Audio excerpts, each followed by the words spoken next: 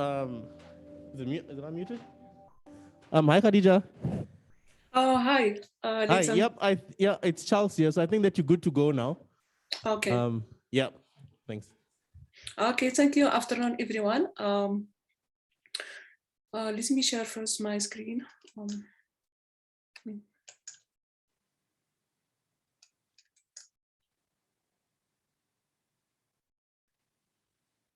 So could you please just confirm if you can see my screen? Virtual observatory tools for astronomical research. Yes, we can see your screen. Okay, thank you. Okay, so this presentation is composed of 3 parts. The first part is going to be about, so I will provide you with a brief history about astronomical archives. Then the second part is gonna be about like just a very brief, we'll give you a very brief overview about the virtual observatory tools. And then the last part, so I will show you or will give you a basic introduction on how to use some of these tools. Okay, so my apologies. So I will switch off my video as my internet connection is not stable, but you will see me, I'll see you again later. Okay. Let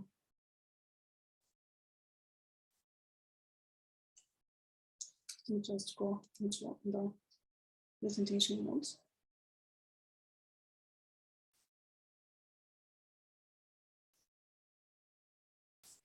Okay, so the aim of this presentation, so I'm hoping after this presentation to be able to convince you to use astronomical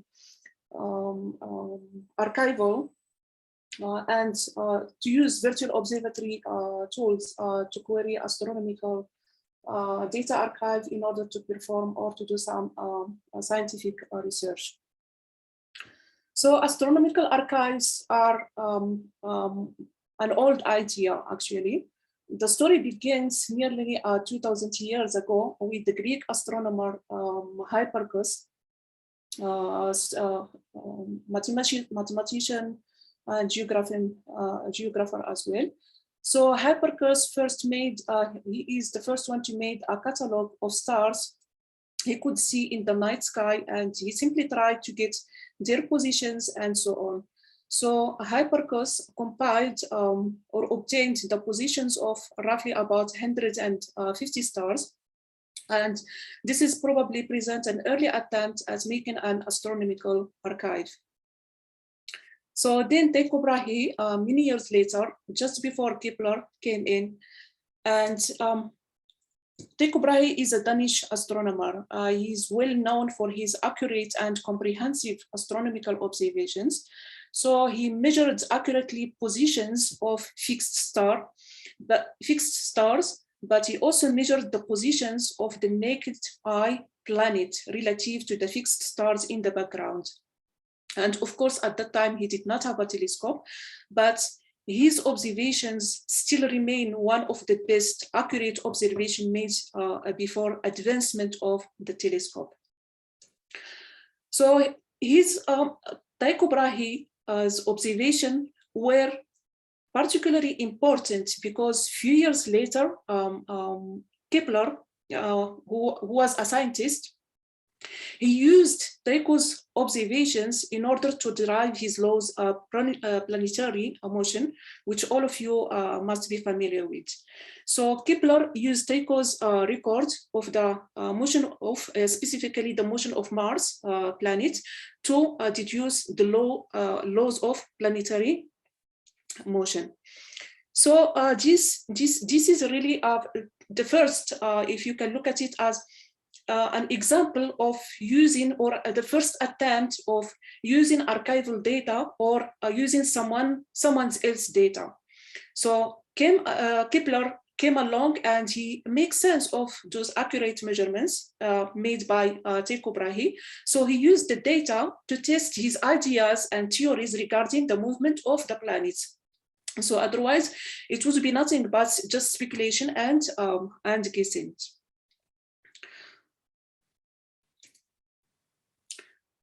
And of course, each one's work is meaningful because of the work of the other one.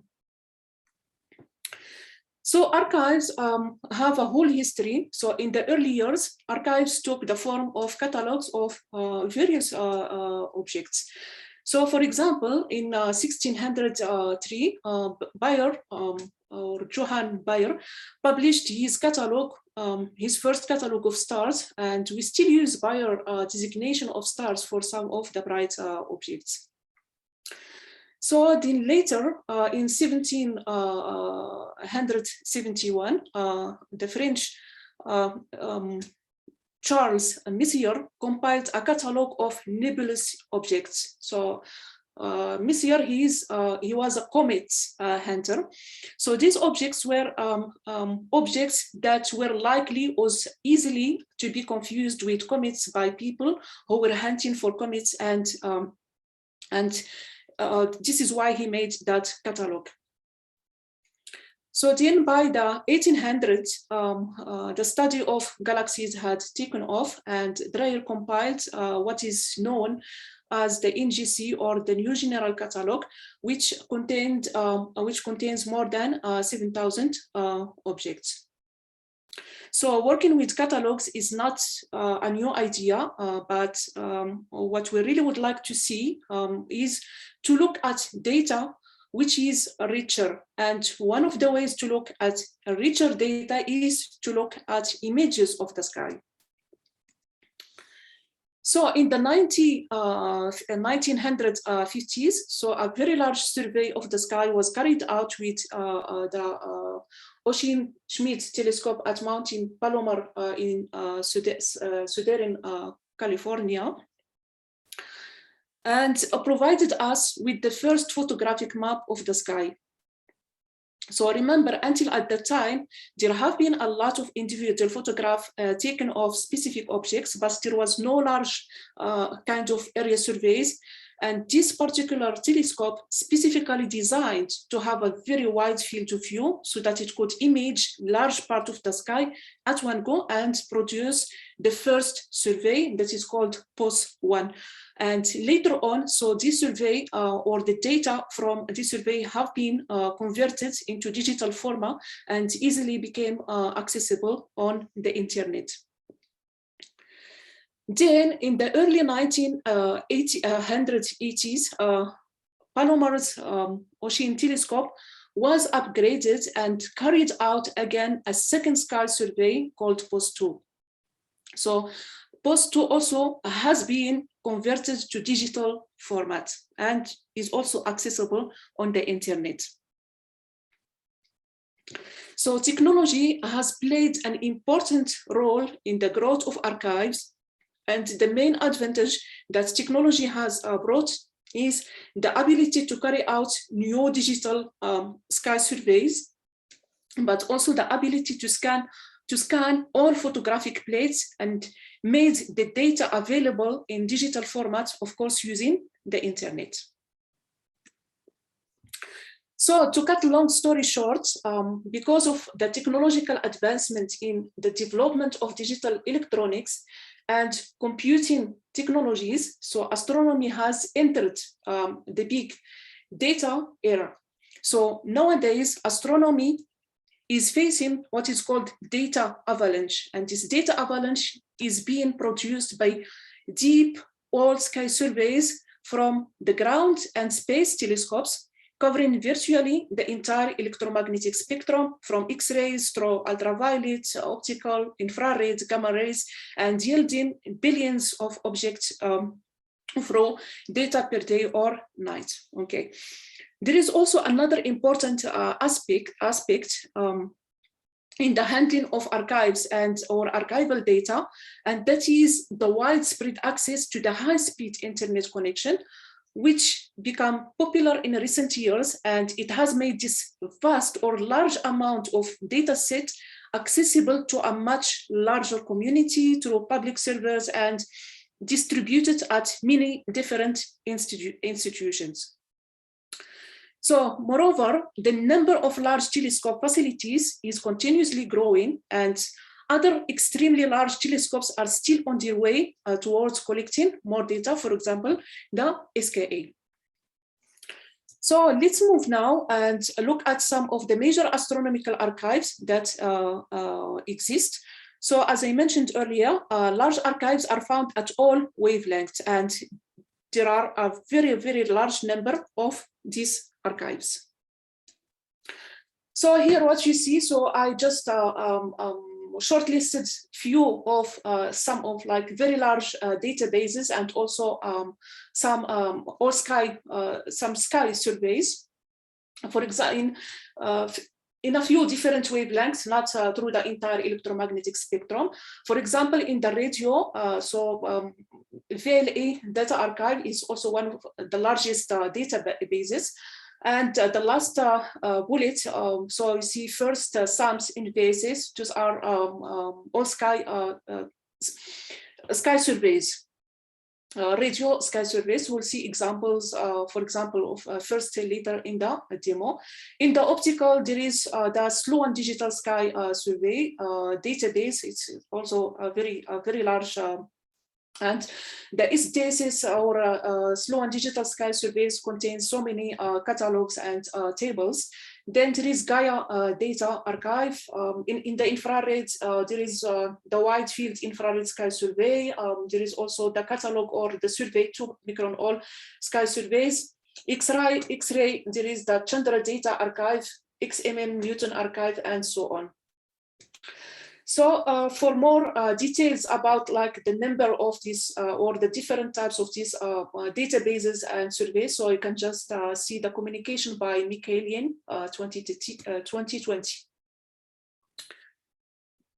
So here in this table shows the world's largest astronomical catalogs. So this is an example of the large number of objects that astronomers deal with in various wavelength range, and these numbers continue to increase and increase exponentially. So here in this table again, what you see are the number of cataloged sources at different wavelengths, ranges giving a comparative understanding about the wavelength coverage of the observed universe.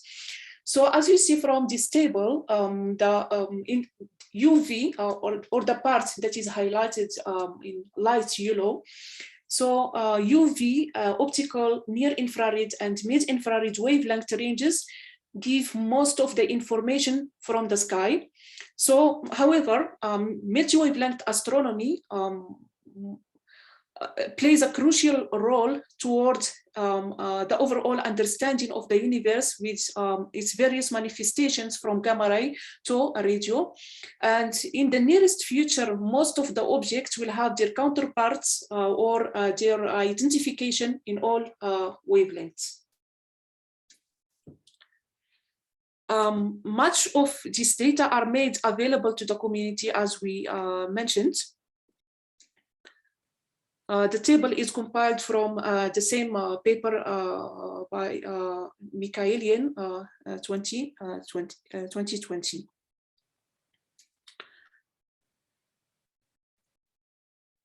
So next, we'll move on. This is just a very brief overview regarding the astronomical, the history of astronomical archive.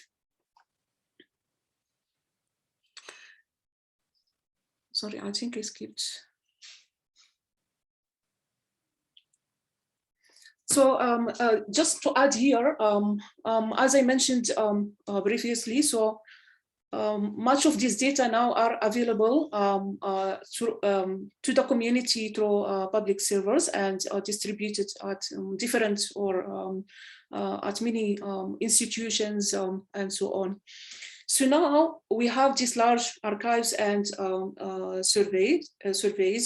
So the question is, how do we know what data or what type of data are available, and how we search for the data in these large archives?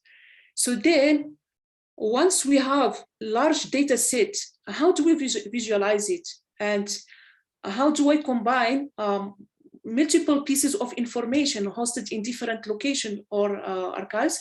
For instance, for example, let's say if looking at in the optical, so if I have optical data, for example, from SJSs, and they have a radio data from, let's say, looking at the last row from first. So how do I combine data from these two archives in order, or these two catalogs in order to carry out analysis? Are there a common set of software tools that we can use for all of these activities? Well, the answer is yes. All of these data are now being federated in a global data grid under what is called the umbrella, of the VO or virtual observatory paradigm. So now, what is a virtual observatory? So a virtual observatory, so as it says, it's virtual, is a collection of interoperating data archives and software tools which simply utilize the internet to discover, query, or access, process astronomical data or astronomical archival data in a user-friendly manner, regardless of its physical location. So in order to do that, to query this data, so good communication, common standards, and protocols between data providers, tool users, and developers needed. So this is being defined under what is called the new, under the umbrella of International Virtual Observatory Alliance, IVOA. So then what is IVOA, or what is the International Virtual Observatory Alliance? So IVOA is an international organization or a framework that facilitates the international coordination and collaboration necessary for the development and the deployment of the tools, systems, and organizational structure. So this organization, or IVOA, has been established in 2002, comprises of the 22 VO member organizations. So the image or the picture in the on the left shows those VO members. It contains 6 working groups and 8 interest groups. And recently, there is also a radio astronomy group that has been established in 2020.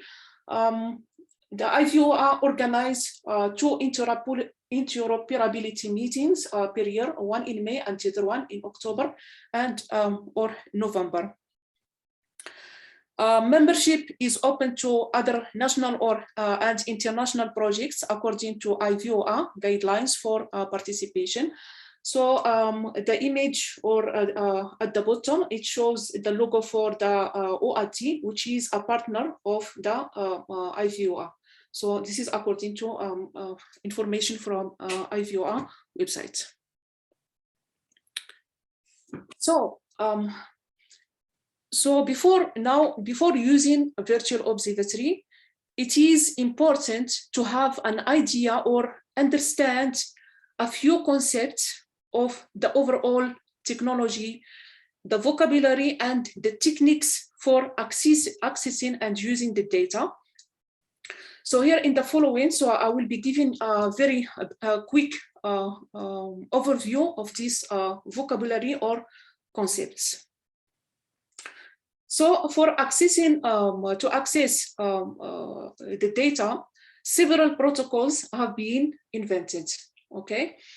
So you can access the data using what is called simple con search, and this is for or defining rules for searching the vicinity of given position on sky in the catalog. So you have the specific object with RA and DEC, and then you just search around that object within a certain search radius. Then for querying images, there is a protocol called Simple Image Access Protocol, or SIAP, that's being invented or created in order to query images from archives. To query spectra of then the protocol that's being invented for that is called Simple Spectral Access Protocol, SSAP. And Table Access Protocol is for accessing general data, data. So this defined a protocol for querying large table data. So if you remember in the previous slides, or like, for example, the SJSs, for example, if you want to query data from there, so you cannot download the entire catalog, which contains like billions of objects. So you just query the specific parts that you are interested in. But in order to query the data using this service, you need to use what is called ATQL, which is an astronomical data query language. I will come to that later.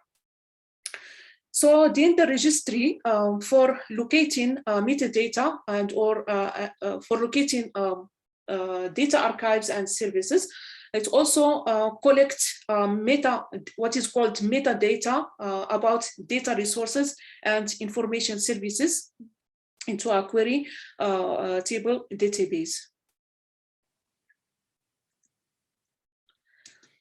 Then there is the concept or the standard, or that is called the VO table. It's an XML markup standard for astronomical tables. The language that one needs in order to query astronomical data using virtual observatory tools is called Astronomical Data Query Language, ATQL. So this language or new language was developed, and the format of this language is very similar to the one of the SQL language used for accessing data sitting in databases. For example, so if you have ever used, for example, the Slow and Digital Sky Survey, so you need to use the SQL structured query language. Then the last tool is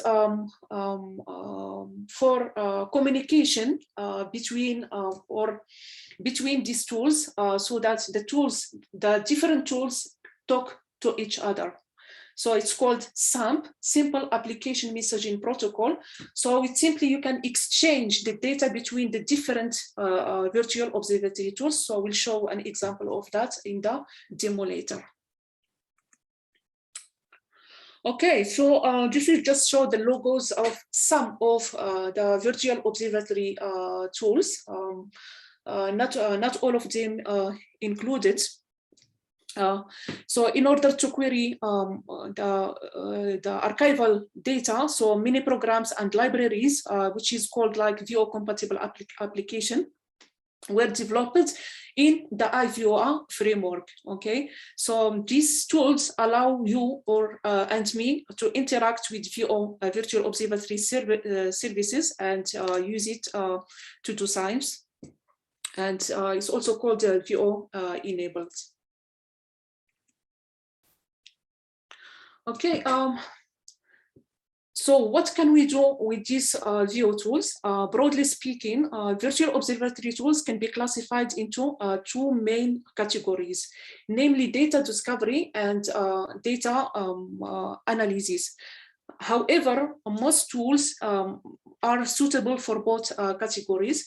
For example, in data discovery, so you can use Topcat for querying the data, and you can also use it to visualize, explore, analyze your data. Aladdin, with Aladdin tool, you can also use it for discovering the data. For Topcat is mainly for what is called tabular data or numerical data, and Aladdin for also accessing, but mainly for processing or accessing images. But you can do both discovery and analysis. Querying the spectra, these are the names of some of the tools, VOSPX, PIC-VIEWS, PLAT, CASIS, and they are both suitable for querying and analyzing the spectra. And as I said, and all of these tools communicate or talk to each other. So if you want to know more about the virtual observatory tools and all the technicalities and applications, all the different applications, you can simply just visit the IVIER website. So this is just a screenshot of the IVIER page regarding the different applications and their functionality. Here I simply just show the SAMP protocol, so how the data, you can broadcast data from different tools. So here is the Topcat, but I will describe that briefly, shortly. So Topcat, you can broadcast data from, or numerical data from Topcat, for example, to Aladdin, or send data from Aladdin to Topcat, or send data from VIZIER either to Aladdin or Topcat or any other VO tool. Okay, so now let's have a quick tour of some of the VO tools and services. In this tutorial, so I will be just giving you a basic introduction on how to use VIZIER, Topcat, and Aladdin. Okay, so briefly, VIZIER is a web interface, and it provides searchable access to over 20,000 astronomical catalogs. You can search the catalogs by different ways, either using the target name or using keywords that is predefined, and this can be an author name or catalog name or the table or description, etc. Or you can also search the catalog by content or by browsing mode. You can download your data in a variety of formats. VIZIER service is installed on a set of different countries, and or has mirrors all over the world, and also has a mirror in South Africa. So having said that, so now let's go and see some applications on how to use VIZIER. Okay, can please anyone confirm that you can see VIZIER website? Yes.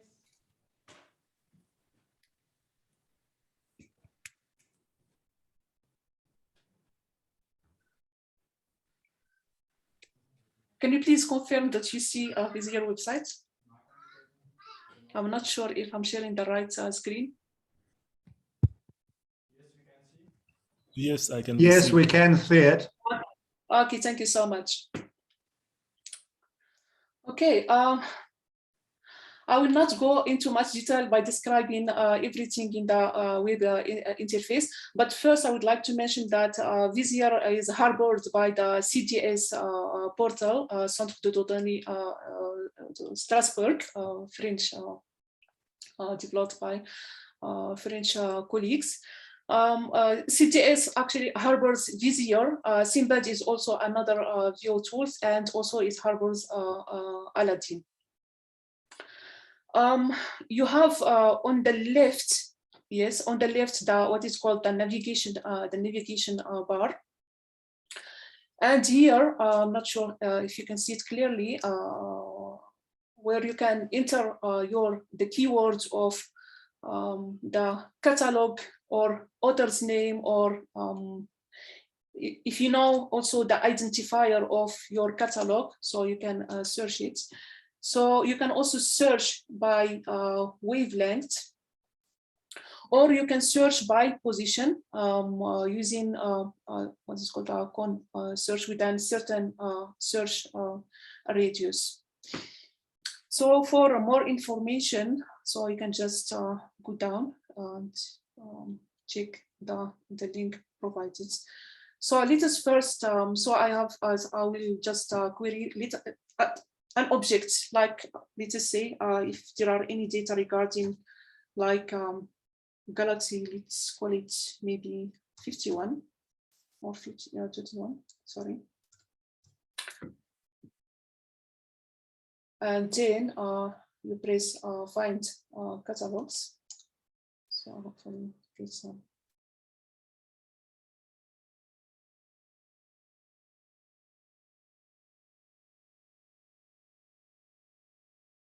Sounds like my internet is very slow.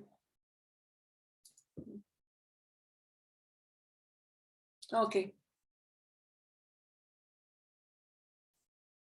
Okay, so the full list contains about like 12,000 matching catalogs. But anyway, so here in the first in this first column, or you see this that is highlighted in blues is the catalog or identifier. You can either search by keywords of the catalog if you know the name, or the identifier of the catalog. So in this column is the number of records in the catalog, and here is a brief description of the catalog and the paper that published the data or this catalog. For more information about the catalog, you can simply just go to README plus FTP and so on. And here, the sky coverage of the data relating to the object that I searched. So here, I don't know if you can see it, is the spectrum coverage. So you see like there are different types of data. Hopefully that you will see them highlighted, but I'm not sure if you can see it. Okay. So like, for example, here, so I see that this catalog contains like infrared data and optical. For example, here, optical, and so on. There are also some like radio data, if you see this brown little square. Okay, so once you find the catalog or the data that you are interested in, so you can simply click on it. You can also select multiple tables.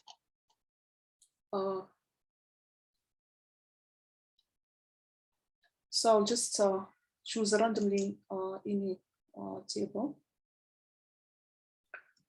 So what you see here, so you get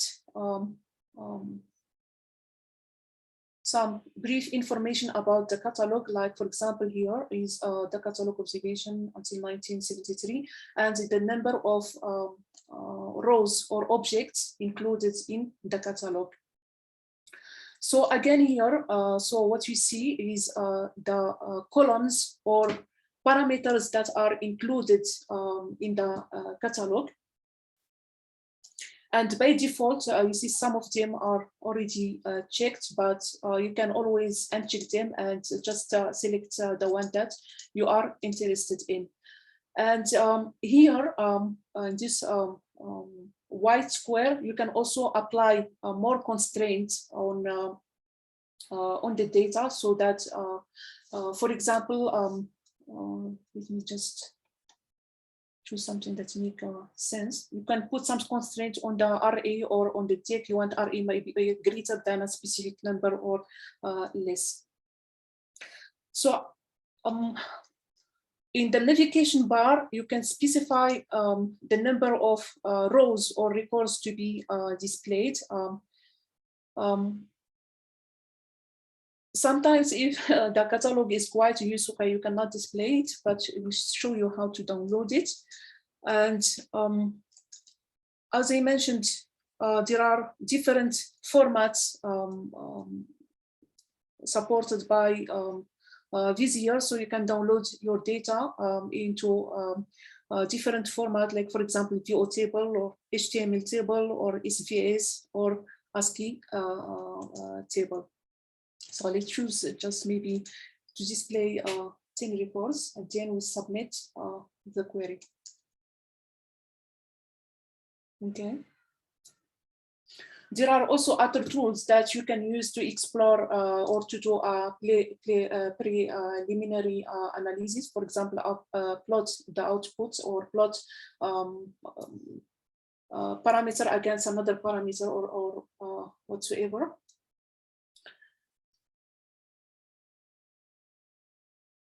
And here in the top right corner, so is what is called the SUM hub, that you can send your data or broadcast it to another tool, but I will come back to that later.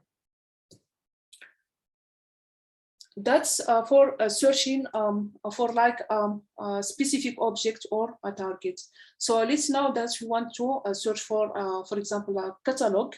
So I will choose catalog. I will go back to my query by clicking on in the navigation bar on the back button.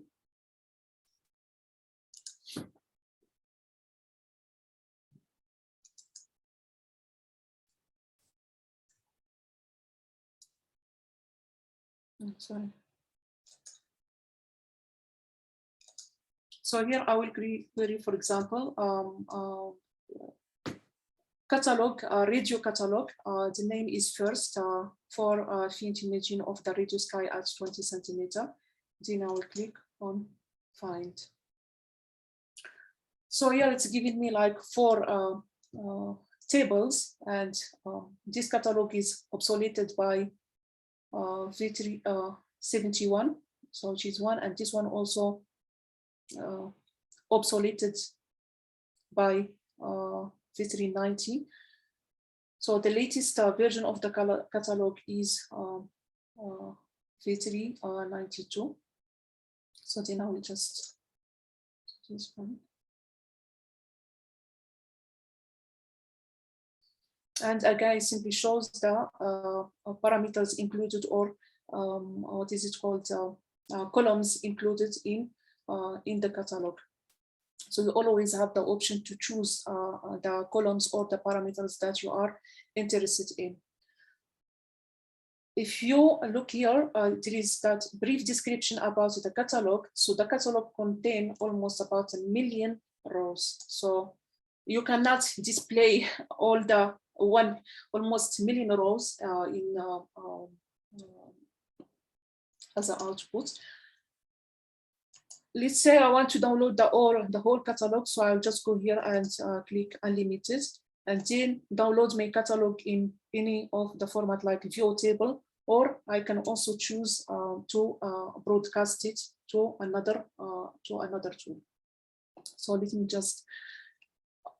Regarding the constraints, so since this catalog is a very, let's first submit, look at the first maybe 10 records.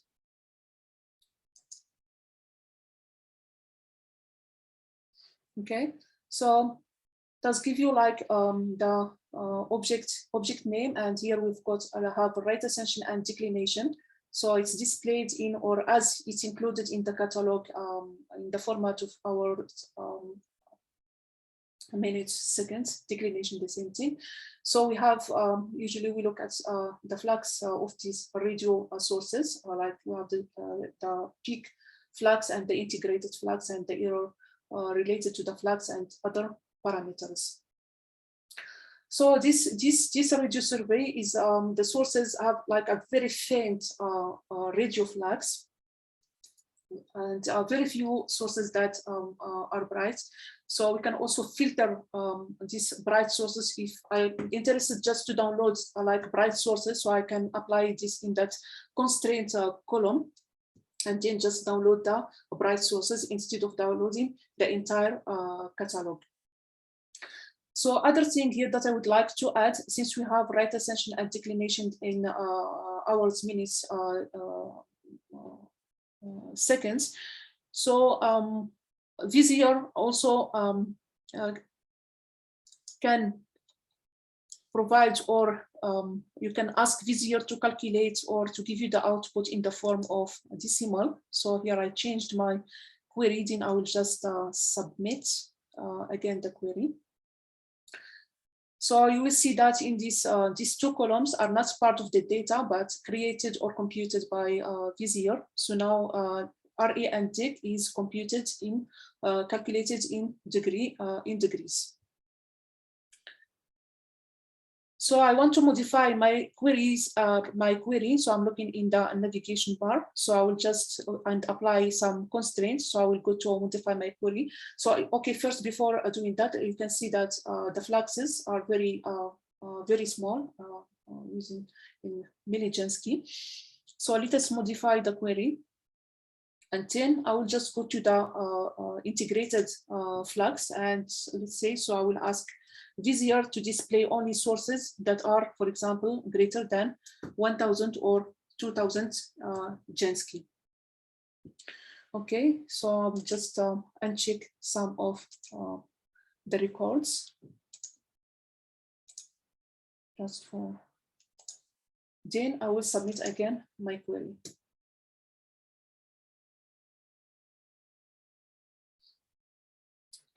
Okay, so looking at the integrated flux here, so as you see now, all the outputs satisfy the constraint that I applied here. So I only wanted bright sources with fluxes greater than 2 Jansky or 2000 millijansky. So then the output just contains only bright sources.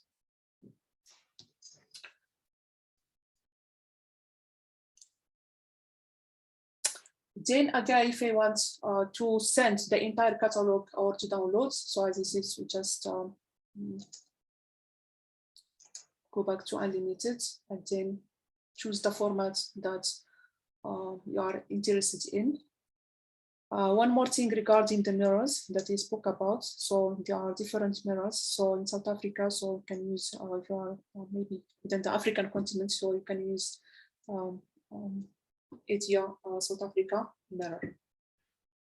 So that's regarding, this is just a basic introduction in how to use VIZIER to query catalogs.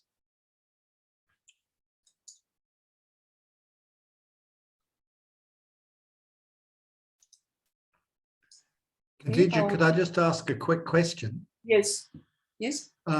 How do you go from the VIZIER table like that? How do you create an ASCII version of it that you can download to your own PC?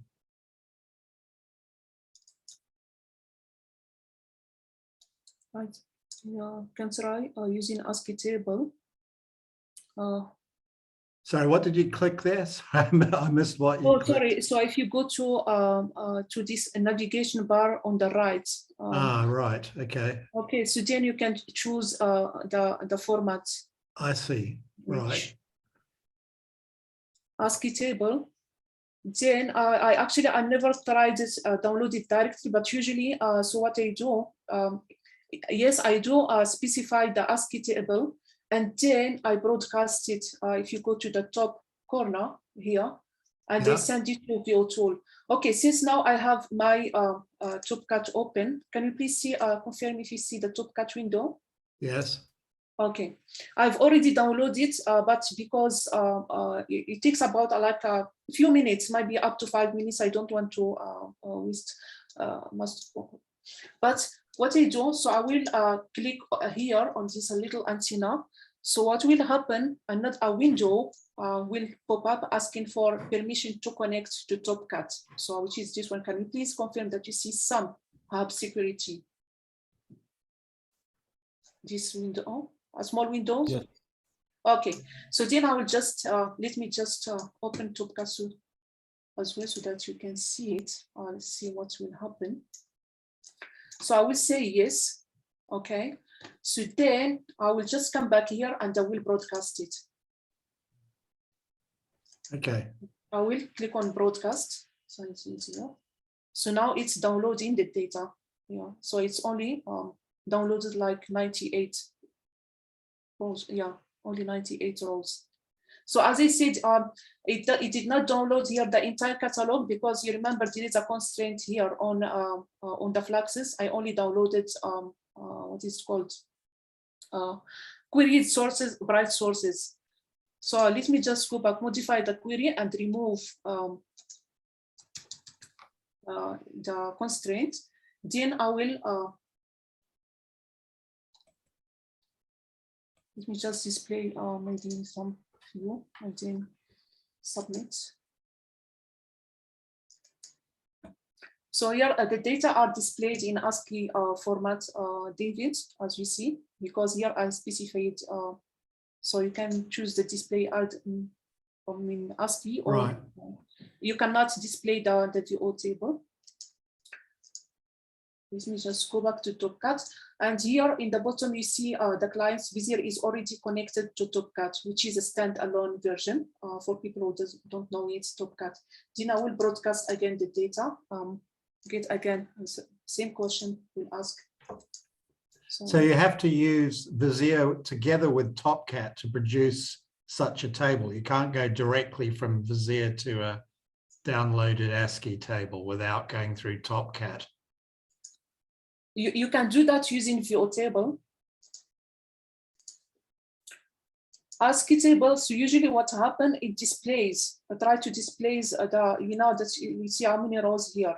About yeah, no, that would be ridiculous. Yeah, I can see. Yes. Yeah. It's gonna freeze my, if I display. But if you've got a relatively small table data, yeah, you can display it, and then you can just either broadcast it. Yeah, broadcast it. Yeah. Yeah.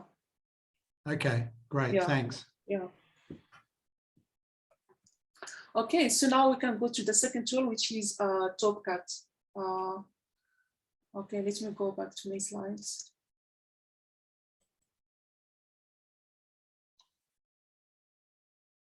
Okay. Okay, can you please see my slides? Topcat? Yeah. Yes. Okay, thank you. Okay, so the second tool is called Topcat. So this is the logo of the Topcat. So what is Topcat? First stands for, I think I'm over time. So how much time left for me, Charles? Topcat stands for Tool for Operations on Catalogs and Tables. So it's a standalone application. It is an interactive graphical viewer and editor for tabular data. So it is a standalone application written in Java language, which makes it very easy to be installed in different platforms, including Windows, Linux, or Mac OS. Works with large data sets and handle up to like 10 to 6 or million of rows, hundreds of columns. But here, just if you have a very large like catalogs, so you need to use what is called stealth scripting. I will not be talking about it today in this presentation. And as I mentioned, I showed you just now, so it's a talk easily to other VO tools via SAM. So it's it communicates with other tools. What else can you do with Topcat? So you can view and edit data or metadata. You can write or read or write various astronomical data formats, including, as I show here, also it supports a number of formats like FITS, VO table, CTS, CSV, ASCII, and many more. You can visualize, do some simple statistics calculations using Topcat. You can also create like subsets or filter your data. You can also, for example, if you are studying like objects in different wavelengths, you can do cross-matching between catalogs. Also have access to external data. You can query data using the different, the 4 protocols that I just mentioned earlier, using the Concierge or the TAP or the SIAP or the SSE. Okay, it does have access to also VIZIER, CDS portal, and other VO tools. Okay, so now having said that, so I will go to just share my screen. So before sharing my screen, so for more information about the tool, you can simply go to Dr. Google. You just ask Topcat, but just add VO tools. So it will take you to this first link, Topcat, which is developed by Mark Taylor. In order to download, so first it comes with a user guide. It contains about 400 pages. You can download the catalog. Oh, sorry. Where did it go? That's not what I want, so I want to.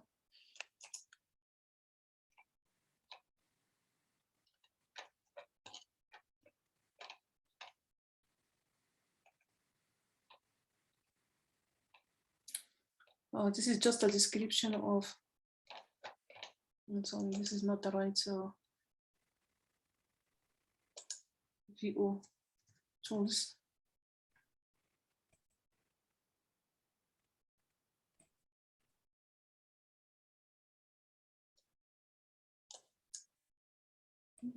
Okay, yeah, that's what I was looking for. So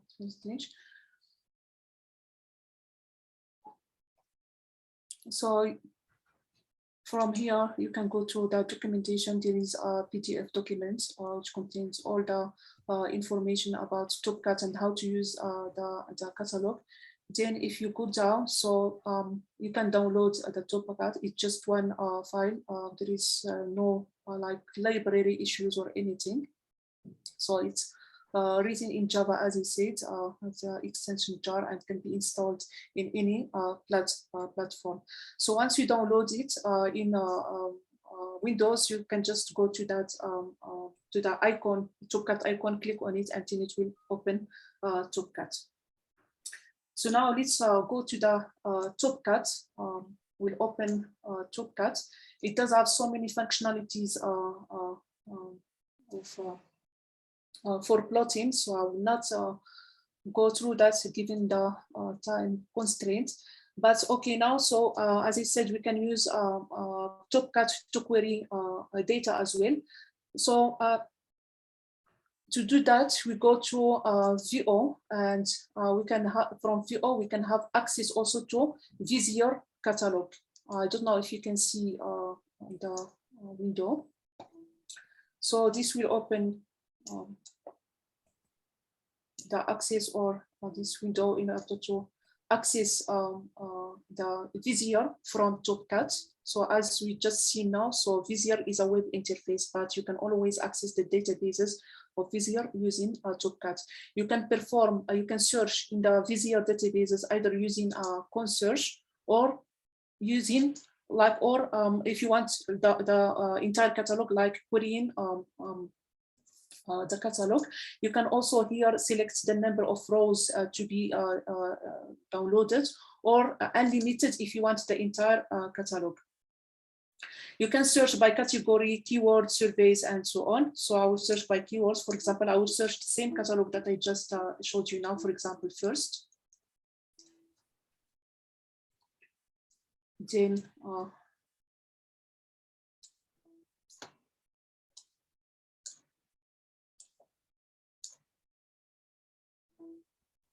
okay, so here you see all any catalog or any data that's used first, or the name of first mentioned.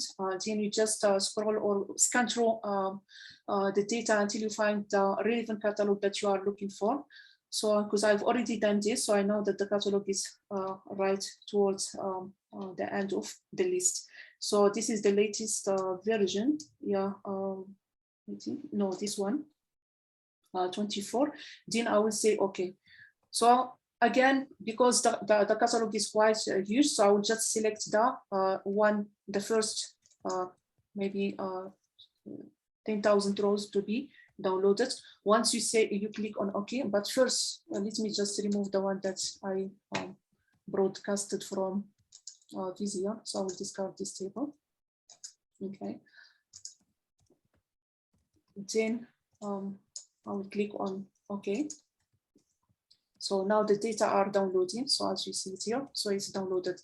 So now because these two are has the same name, as you see here, this one I've already broadcasted from VIZIER using the sum. It contains about 900,000 sources.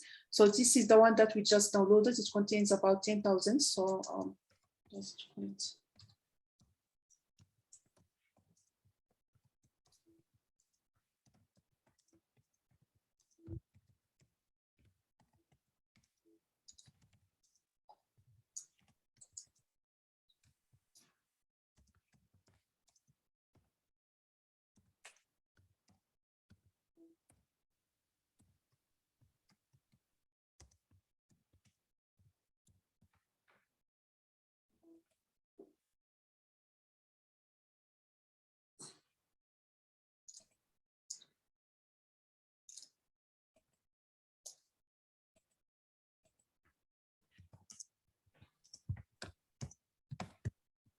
Sorry, I think I lost connection. So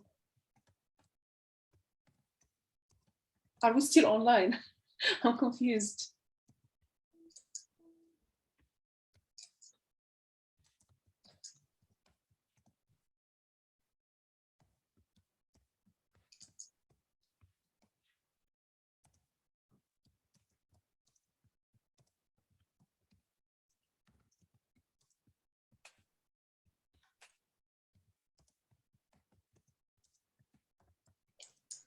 Okay, I don't know if you are still on, but I think I probably are over time. Unfortunately, I will just stop here. Anyway, so I don't know. Let me just. Anybody can confirm if we are still. This session is still on. Yeah, we can hear you, but Yeah, we can still hear you. Okay, thank you. Okay. So you can visualize your data using by just double clicking on it, and you can see all the columns that you are interested in. Okay, you can also see the metadata or the information about the table quickly. Okay, and also information about all the columns that are included in the catalog. So again, here you can always deselect the columns that you are not interested in. So now you've downloaded, you broadcast the data into Topcat, and you wanted to save it in your desktop. You can simply go to File and then you click on Save Table or Session. Okay, what is the difference between table or session? Let's first deal with the table. So I want to save this table. So then here I can choose the format of the table or how I want to save it. So here again, to answer your question, David, let's say I want to save it in ASCII format. So I'll just click on ASCII format and then specify the location and then save my table. Okay. So now, let's say you've done a lot of analysis or creating a number of subsets, and you can save the entire session instead of saving just the table. If you have multiple tables, for example, here, or session, you can choose either to save it in FITS format or VO table. So now what is the difference between saving just the table and the session? So when you save the table, just the data, then whatever you have done or manipulations that you performed on the data, you are going to lose it if you save only the data. For example, let's say, for example, I want to create a subset again. So I wanted to filter only bright sources. So I click on here, subset. Then I will click on this button. Sorry, the pop-up just go to the other screen. Then I will create, for example, a subset called like just bright sources. Then you enter your logical expressions. We know that the name of the column is f_int. Let's say, for example, greater than 2000. Okay, then I will click OK. So here to confirm that you are on the right, like we found 98 sources, bright sources. So this is the catalog that we broadcasted. No, I think I deleted it anyway. So now, oh, what is my? I lost one. So bright sources. So this is my original catalog, and now my sub set that I created that includes only bright sources is also created here. So if I want to save my the entire session, so as I said, you just go to save table and you save the session. So the next time when you upload the Topcat, once you upload it, so all your subsets will be uploaded as well. So you don't lose any of the work that you have done.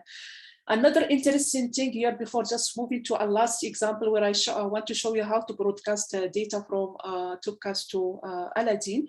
So now let's say that this is the data that you wanted to include in your paper, usually in the form of a table, like using LaTeX. So the interesting thing that you can do, you can save this data in the format of a save table, and then you specify the format. No, I want the current table. So do you specify the LaTeX? It's supported. What is it? Here it is. Just specify the location. So I'll save it in the desktop. Here's my desktop. Then I'll leave it untitled. So using Emacs, we'll open the file with any, like for example, with TikTok. Okay, so this is the file that I just saved in the LaTeX format, and you can easily include it in your LaTeX. So you don't have to do any of the hard work by including this in commercials. Okay, the last example that I would like to show you, unfortunately, I won't be able to go through to describe to go through Aladdin. Let's go to Topcat, go to View All and perform con search this time. So here, so I will just search for data around the Pleiades cluster. Then you resolve, you get the RA and DEC, and they want to search around Pleiades within 5 degrees. So the next thing to do is to specify which data that you want to look in, for example, Gaia, and then you choose the resource, this ARA Concierge service for TGAS. Then I will click OK, and the data will be straight uploaded or downloaded into Topcat. So this is the Pleiades cluster. So then let's look at the data, the catalog that's been just downloaded. Okay. So now, this number of rows, 3,000 rows, and then 12,000 columns. So now let's look at the data in the 2-dimension or in the proper motion space, RA and PM DEC. By zooming up, sorry. So what you can see, you see that there is an overdensity around here. So we'll just create a subset to create a subset around this cluster, so that you look like that you have with the same proper motion. So we can do that graphically by going to this button, and then just drag around the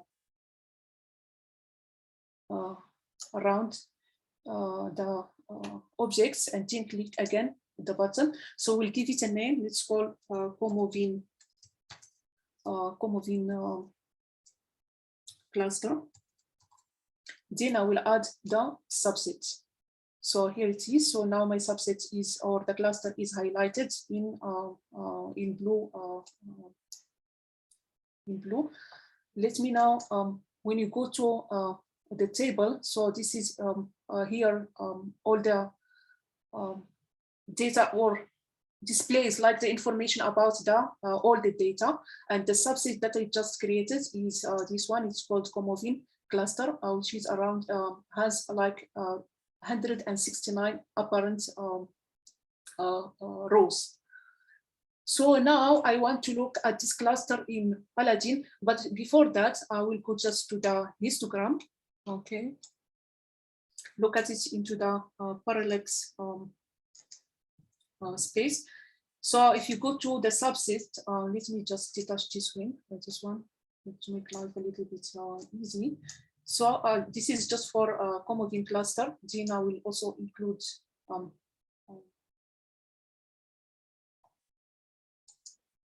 so let's just remove center the data.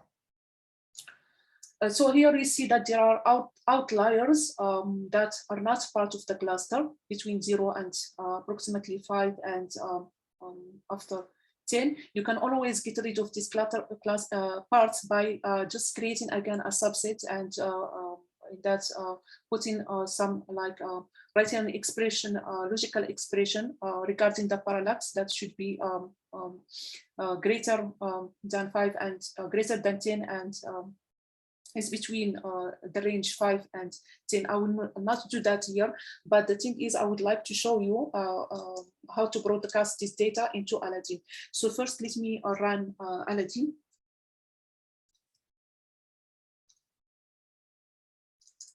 Oops. On the application.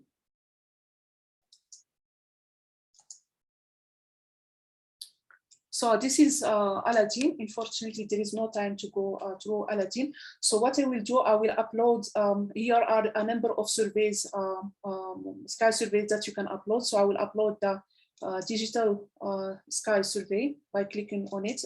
Can you please confirm that you see Aladdin? Okay. Yeah, we see it. Okay, then use the pen to zoom in and out. So this is the sky survey. So now going back to Topcat.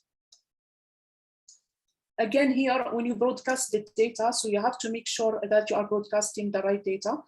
Here it will not affect much, but especially when you create some subsets. So if I clicked on all, so the data that will be broadcast, okay, first before that, let us look at the data in the 3-dimensional form. So, okay, this is this part of the sky. Okay, so what I will do, I will broadcast just the cluster. Then using this little, again, antenna in Topcat, so I can broadcast it to Aladdin. Okay, so here are my data. Let me now just remove this clutter from here and just show you the Aladdin. Sorry.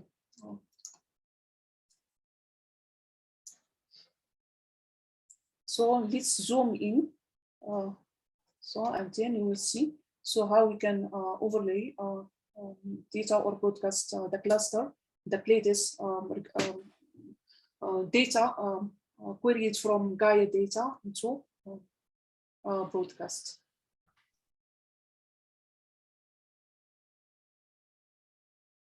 Okay, unfortunately, there is no time to introduce you to functionalities or the magic also that we can do using Aladdin, but I just will stop my presentation here, and if you have any questions, you are more than welcome.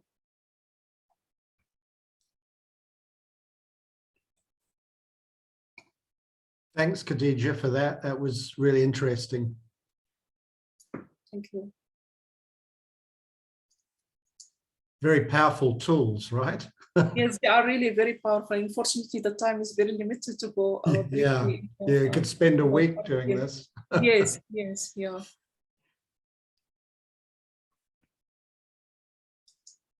So no questions for me, so everything is clear. Okay, I've got a question. Thank you, Khadija, for this presentation. I really enjoyed it.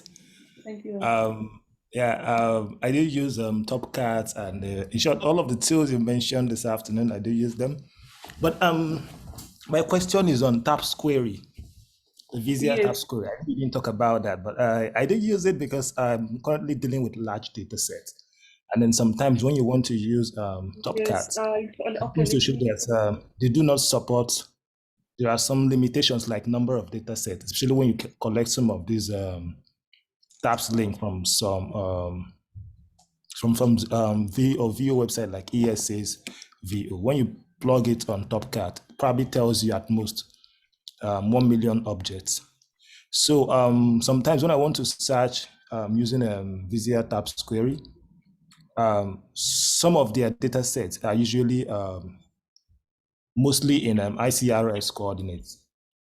But because what I'm dealing on is I probably need to query using galactic coordinates. I find it difficult doing the query with VIZIER tabs query. I don't know if you've been able to do something like that. To be honest, I haven't tried it, but you can always change to the galactic coordinate. I don't know if you have tried that using the navigation bar. Oh yeah, I actually saw that this afternoon. So, but Yeah. I know this will work. But when you want to do the query using tabs query, the VIZIER tabs query, I it wouldn't haven't show. tried it. I don't know. Have you tried using VO a Topcat tab query? No. Yeah, I do use Topcat tabs You query. find? Okay. Yeah, I do use it. For example, I think for some of the ESO tab query, they limit the number of objects you can download once from their archive. Yeah, and then Yeah. I'm dealing with something in tens of millions. So Yeah. yeah, It so depends that's the about challenge. like yeah. Get you? Because normally tab query uses when you are dealing with extremely large tables.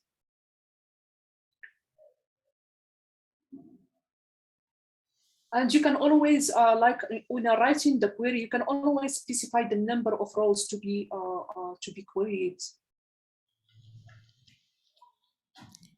Yeah, of course I know that, but I need very large data sets. So I kind of have to do this batch by batch. In some cases, I just have to do it batch by batch based on the limitations I usually get when I'm running the query. Yeah, I'm only having this problem now for just all WISE data set because The VIZIER WISE, doesn't. yeah, the WISE, and also like for the SDSS also is quite a huge number. But you can also have access or query this table. As I said, when you are dealing with extremely large table, there are limitations. Yes, that's true. You are right. But you can use Python, and you can use now I just remember use AstroPy. The packages included AstroPy, and you can always access these databases using Jupyter Lab or Jupyter Notebook Python scripts to query this data from using Python. Yeah, I also use that too. The tab query using like VIZIER, as I said, or Topcat.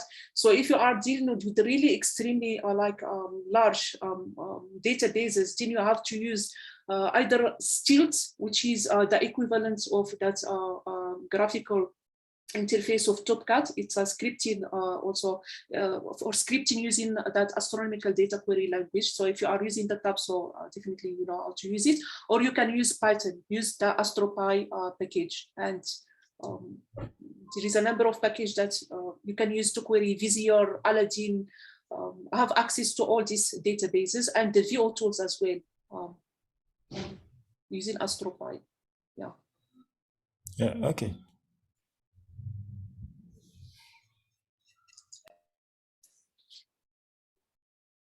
Any more questions?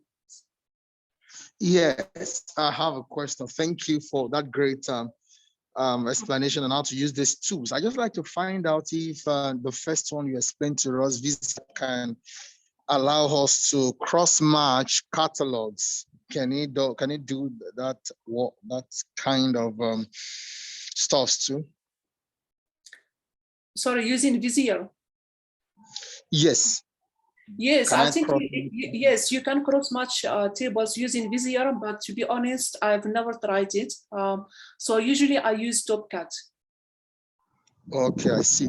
Then secondly, while you were citing an example of how to query, do some selection, I saw P as a function of X Sorry? on the table. Is that a source function, or does that have to do, okay, we can query the catalog. Does the two allow us to also get the source function? For example, maybe Galaxy, maybe 2mass, for example, or WISE catalog. Does this two allow us to extract or get the source distribution of galaxies, for example? Is it available using these two? Using I don't know if I understand your question. Okay. What I mean is, I will just share with you again my screen. So, for example, the first or the radio catalog. okay. So as I said, you can do the cross matching using Topcat. So if you see these two matches, you can cross match your local table with a remote table using the CGS portal. So unfortunately, yeah, I cannot. And then you choose the catalog that you want, the table that you want to cross match. Then you specify the matching radius, and you choose the mode of the matching. Or you can cross match it with, you can upload also the other table, but just remember the limitation. So if you are dealing with like millions of objects, so Topcat also has limitations. So then you have to use what is called stilt. It's part of Topcat, but it is like using scripting. So like, for example, first I can look at the sky coverage, for example, using this. First, as I said, it's quite a voluminous, quite a large catalog. So I don't know if that's what you mean by looking at the distribution, for example, RA versus DEC. Really, no, that's not what I mean. What I mean is, for example, say WISE catalog from the table you showed to us, the whole WISE catalog, they had about 74 million sources, for example. So there is what we call like the source distribution of that galaxy, a distribution that tells us about the abundance of galaxy that WISE has detected as a function of redshift. So in modeling, we probably need that kind of a thing. So I just wanted to know if we can have, if you can access that kind of information using this tool. But maybe I just have to study this into more details and see if there's a way to navigate. Yeah, you can also use Aladdin by uploading the WISE catalog. Okay. Yeah, it will, and then you broadcast your data, send it from Topcat or VIZIER, so that to overlay it on the WISE, like the image that will be uploaded by Aladdin. Okay, wow. Permit me to ask the very last question, please. Does this tool also allow us to project those sources onto map, like the SDSS data? Yes, that's exactly like this is like the same. Like here's just a very small application. So as you said, I uploaded one of the, like, if you want to call it catalog, like data from DSS, Digitized Sky Survey. You can upload DSS or 2mass, WISE, Galaxy, or any, and then you project your data. So you see that the point that highlighted in red. So those are numerical or tabular data from Topcat, and then we just overlay them on the Pleiades cluster. Oh, okay. Well, thanks. Yeah, welcome.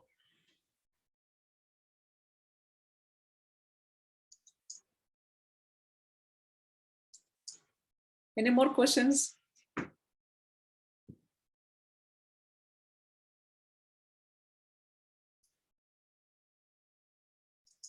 Sorry, yeah, this is not that related, but it's on Aladdin. What version of Mac are you using? Because I installed Aladdin on my M1 Pro, and then I noticed that I can't it doesn't see files on my PC. So I can only work with archival data, but I cannot load in files from my PC. So you mean a version of Topcat? No, I'm not Topcat, Aladdin.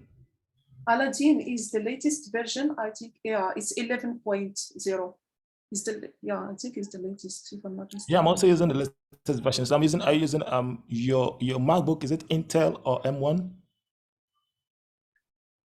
Let me see about my MacBook. It's an old big MacBook. Because it's Retina. It's Retina. But you might need sometimes to update what is it called? To update the software. So I'm running Mac OS Big Sur version 11.6.3. Okay, I think it has something to do with M1 chip. Probably didn't get me because I haven't seen someone walk around it. So the software for now still works for most of the old MacBook, at least as latest as 2019, but the new M1s aren't supporting the software yet. So you install it, force it to install, but it cannot load the files you have on your PC. You just have to keep running things on the archive. That's odd. So did you try and contact anyone who might answer that question? Well, I think that hasn't even crossed my mind because some other people had the same issue and they all felt like that's I know a number of friends had the same issue. So and then I had to just leave it and then start using the desktop to do stuff. Yeah, but now that I'm out of the office, so I'm just you mustn't be unique in having this issue with a new MacBook, right? There must be other people also. Oh yeah. Well, so, it's not just astronomical software. It's quite a number of softwares are still struggling to build up to the new MacBook M1 framework. Really? Huh. I'm glad I don't have a MacBook. Because sometimes also when you update the Mac software, so a number of softwares also just fails, then you have to reinstall again. But but this is specifically no, it's not. This is specifically for the new Apple Silicon chip. Yeah. Okay. I think I'm gonna have to come to you for more tutorials because you're fast and I didn't grab everything. Yeah, maybe in the future, so we can think about some more detailed tutorials about how to use these tools in querying and also analyzing archival data. Okay, so my last question. Do you have an idea of how to write an ADQL query to convert ICROS coordinates to galactic coordinates without using the point command? I'm not really sure. Yeah, okay. Yeah, that's the only problem I have with ADQL when using the tabs query. Did you check the tutorials provided? Yeah, I have checked. So what happens is it takes the points, takes in the ICRS array and their coordinates, and then passing another keyword, which is galactic. Then what happens is that when it creates the new coordinates, they are in a tuple. That is, both of them are enclosed in a bracket. And then because of that, I will not be able to now apply the subset like constraint I want from the query. Yeah. And also, did you try one of these to join one of these working groups or to join the IVO wiki?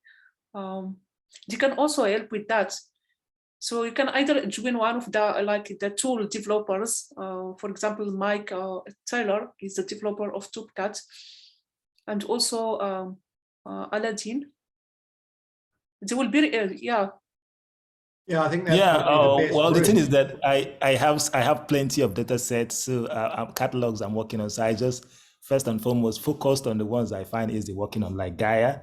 The VIZIER team has been able to convert Gaia coordinate into galactic. So it makes life easier for you when you're querying using the galactic Yes, coordinate. yes, yeah. So quite a number of them all have both ICROS and galactic coordinates, except for some, just very few of them, like All Wise. I think All Wise and what again? I think majorly All Wise, for at least for the catalogs I'm looking at.